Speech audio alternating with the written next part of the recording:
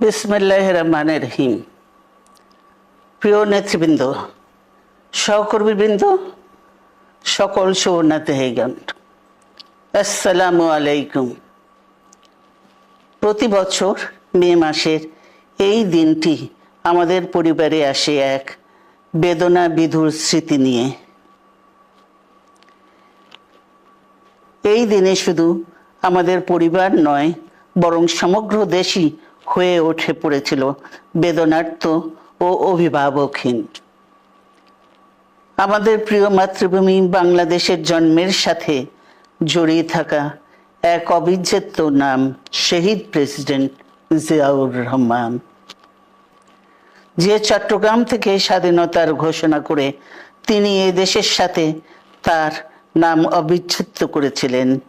সেই চট্টগ্রামেই এক সফল, সৎ, দূরদর্শী ও প্রকৃত দেশপ্রেমিক প্রেসিডেন্ট হিসেবে নিজের জীবন উৎসর্গ করেছেন।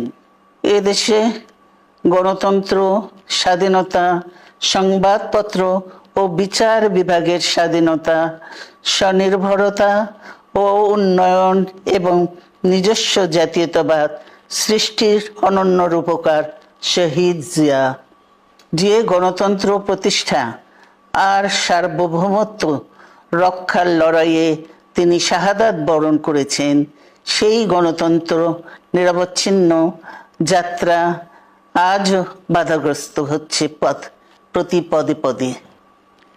খুব শীঘ্রই আমরা বাংলাদেশকে গণতন্ত্রে পুনঃপ্রতিষ্ঠিত দেখতে পাব। এই হোক শহীদ জিয়ার শাহাদাত বার্ষিকীতে আমাদের অঙ্গীকার।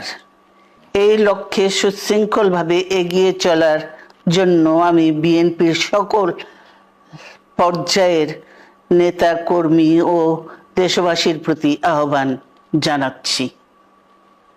মনে রাখবেন, সবার জন্য গণতন্ত্র ও উন্নয়নের মাধ্যমে সকল সমস্যার সমাধানের যে রাজনীতি শহীদ জিয়া রেখে গেছেন, তা বাস্তবায়নের মাধ্যমে তার প্রতি শ্রদ্ধা জানাতে হবে।